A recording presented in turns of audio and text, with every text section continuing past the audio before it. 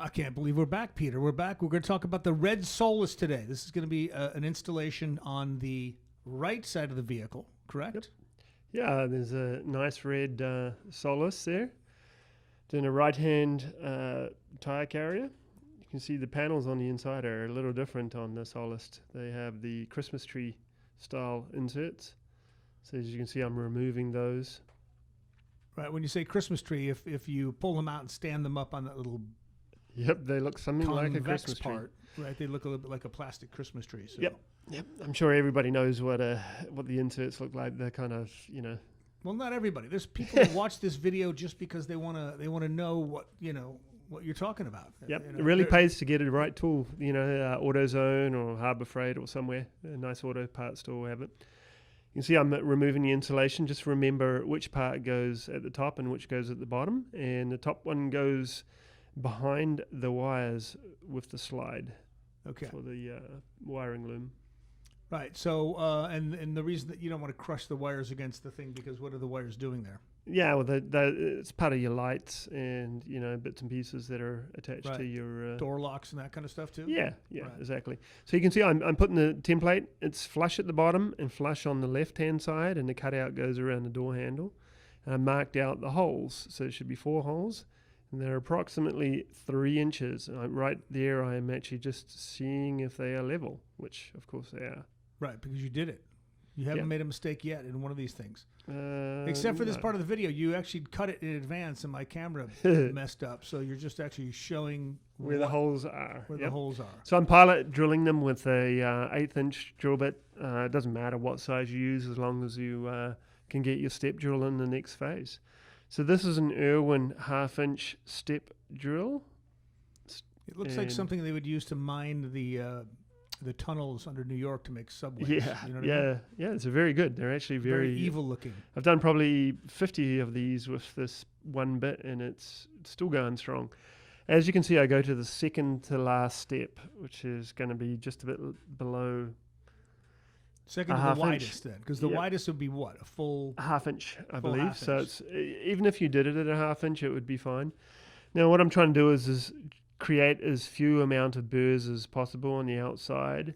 The inside, it's pretty much impossible to get rid of them unless you pull out the deburring tool, which you'll see in the next part of the video. It looks like an electronic a metal mole. That's what it looks like. It's a metal mole coming through for you.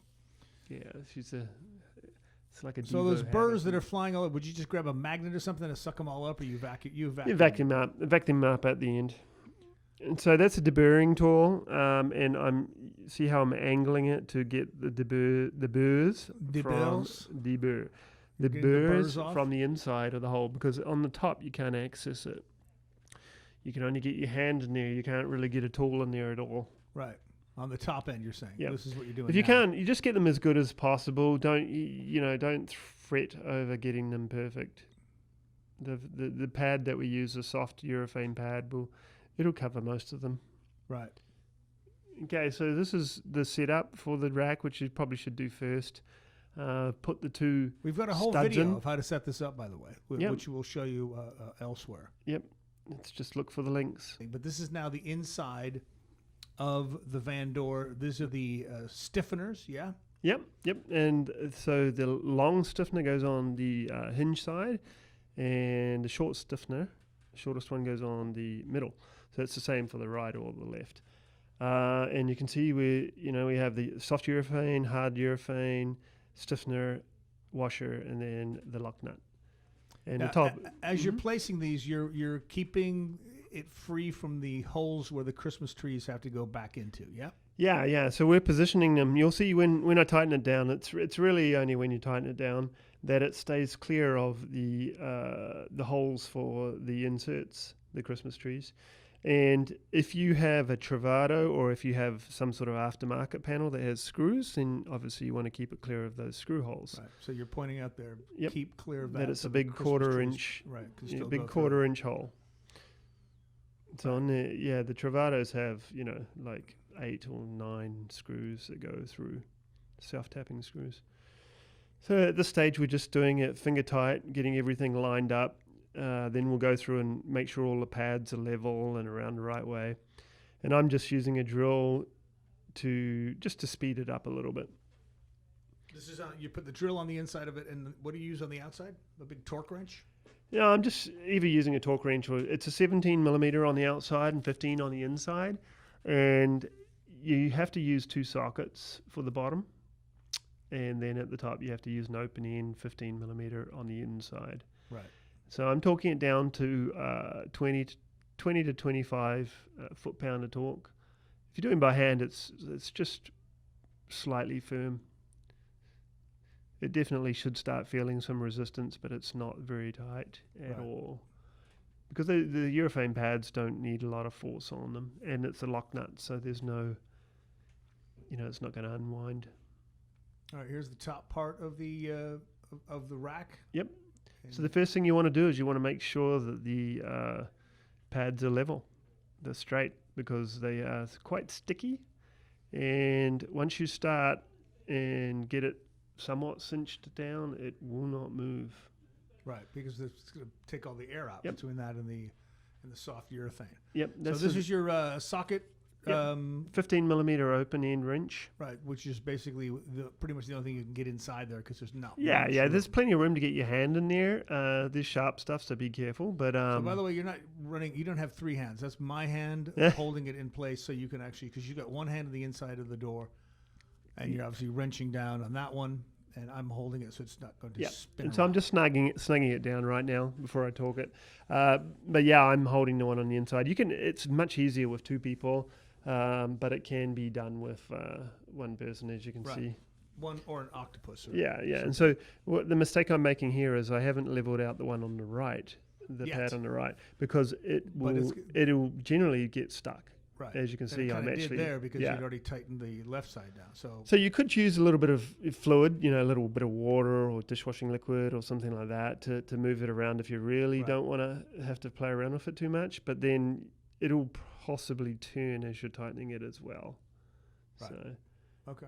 It's you just got to. What kind of tattoos do you have there? Is probably glue. Oh. Probably I'm a trying to glue make tattoo. You laugh. My whole job it's is probably just to been make you there laugh. it's probably been stuck to my hand for the last 2 days. Yeah, probably. All right, so you've tightened the top 2 down almost the whole way, and so we've done the bottom. It doesn't matter which order you do, the top or bottom, because it pretty much stays in place. One of the secrets, or one of the things I've learned is if you push the socket towards the door as you're doing it, the pads won't spin. They'll actually stay in place. Right. Okay. So basically just a little push in. Yeah, you just push in. Time. Okay, so that's the setup there. You can see the stiffeners are pretty much horizontal and out of the way of the holes. So I'm about to put the insulation back. So as you see, it goes under the wire. And in this case, it's foam. It's not always foam. It's bats, or there can be nothing. Right. Well, we call them in this country, we call it batting. I don't know why we call it batting. Where I'm from, they're called. Sometimes it's just, Yeah, where I'm from, they're called pink bats because they're pink. Pink bats, really? Yep, no like idea. Pink panther. So because those things are in there now, you're going to use. Yeah, the stiffeners are in the way now, and I'm gonna use a razor blade. A Frida razor blade. Not very OSHA friendly, right there. Well, Peter, look at that. You're just. Ideally, use a pair. You don't have safety shoes on, safety boots on. You have safety glasses on. Yeah, you do. You have a mask and safety glasses. That's good. Nothing protecting your hands from that errant razor blade there. Yeah. But look at you just slicing away. I suggest a pair of scissors to cut this out. You could just put a slot in it too. You could just put one cut in the center and it will move around enough. The idea is to get around the stiffeners. This takes. You got this in good detail. Yeah. So that's $1 million camera. $1 million camera. So for the setup of the urethane and the bolts and setting the tire rack up, wheel rack up at the very start, there is another video posted that shows how we set it up. But basically, you just follow the profile of the door. The door is curved. The thicker pads go on the outside. The thinner pads go on the inside. Right. So here we're just going to finish up. I'm inviting everybody to watch that other video because it's more riveting than this one. It's actually you sitting in an office, kind of putting it together. All right, here come the Christmas trees to get. So back in. the panel goes back in that top left hand insert where my hand is, the one that's down. It's down about 6 inches. The rest of them are about 4 inches. So that is the one insert that tells you which way this panel goes. Right. So that's to make sure you that it is down. That insert. I'm not going to go towards it right now. Basically, the top left on the back door. Yeah. You can basically tell if you put it in correctly because the holes will match up. Exactly. It's the top if left it's upside down, side. You're messed up. You'll know pretty quickly. You'll waste your time. You're rolling out rolling out the wheel. A fresh pneumatic tire. Yeah, this is one of our this client bought this used wheel off us. You can see the studs, how they're horizontal there. That's obviously how you're supposed to mount them. So look at He-Man here. Watch He-Man. He's going to pick this thing up after lining it up, and he just... You visually look through the holes and line them up. And once you got it on there, then you just hold it on with your knee. Do not drop it because it weighs about 50 pounds. Right. And then you're going to take some of those. And look at that. The RAM symbol actually lines up. See, that's... did you plan that in advance? Was this an OCDC, ACDC deal with you? It's my OCD coming in. Yeah. So the RAM logo is actually in the position it should be, that's commendable. Yeah, so we're putting on the aftermarket lugs that come with the kit. Right. You can order a wheel lock. We have wheel locks. You just put it in one of the positions, replace one of the lugs. You could also use your OEM. I would recommend using the OEM lugs because then you don't have to worry about the having an additional lug wrench. Right. Because they are different size. So this is because of the aftermarket wheels. A lot of them don't have the space to run the OEM lug nut. Right. Lug bolt. And some people use the locking lug nuts. Yeah, so I suggest you put it on the bottom one, which I'm tightening up right now, just because it's one single lug nut. And you can buy them off the website, and we'll throw them in with the kit. I can't think of the price right now. Well, the price might change. So don't quote $5,000 because it might change. It might go down to $4,000. I think they're pretty inexpensive. Right.